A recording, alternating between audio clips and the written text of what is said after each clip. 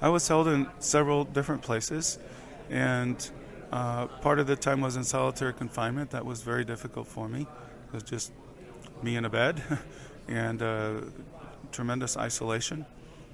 Then I was put into an overcrowded prison cell. It was built for 8 people. There were over 20 of us, and you never leave your cell. So it's 24/7 in that crowded environment. It was very tense, and the most difficult thing for me there was that I was isolated by my faith. Everyone I was with throughout my imprisonment was a very strong Muslim. I was the only Christian, and so I really came to see how important it is to have fellowship with other believers, being completely cut off from it. So it was one of the things that terrible isolation, even in crowded conditions, was one of the things that broke me. So when you talk about being broken, tell me just a bit about the condition that you experienced after that. I think you mentioned you'd been in prison for about a year when that occurred. Well, actually, it was the first year that I broke repeatedly. I lost 50 pounds or so in the first months of imprisonment, and just psychologically, spiritually, I really went downhill. I felt abandoned by God. I did not have a sense of His presence or strength or feeling of grace, and this really surprised me. My expectations had been different in that area, and so I had a lot of questions and doubts. And as I said, I was completely isolated from other believers, so I had no one to pray with, no one to encourage me, no one to correct me when I was thinking in the wrong way.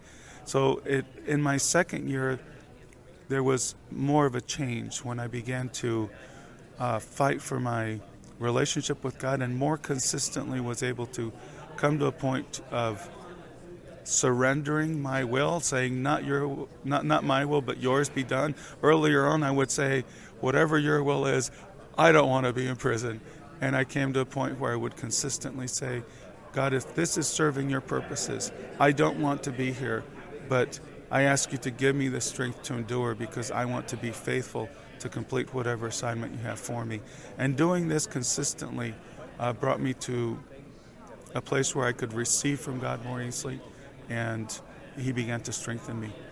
So you really began to see your time in prison as an assignment. I did come to see it that way.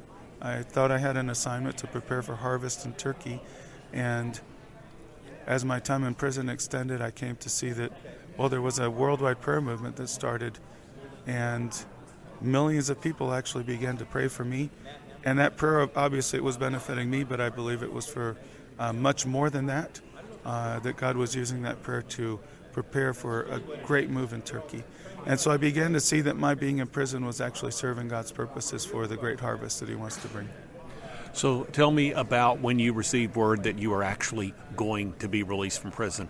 So let me say, that didn't make it any easier. It just gave some meaning to it. I still wanted to be back with my family, but I did see that God was involved in it.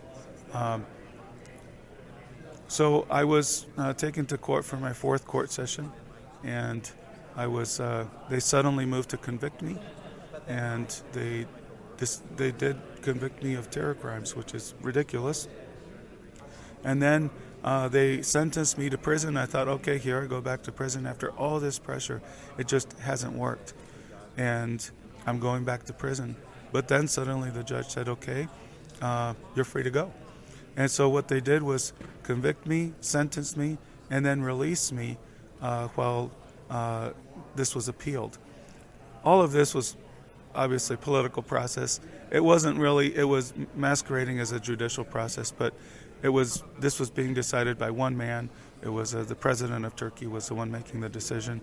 But God, when He had accomplished what He wanted to through my imprisonment, I believe that then He used all of the prayer of God's people and said, it's time for Andrew to go. And I rode this wave of prayer out of Turkey.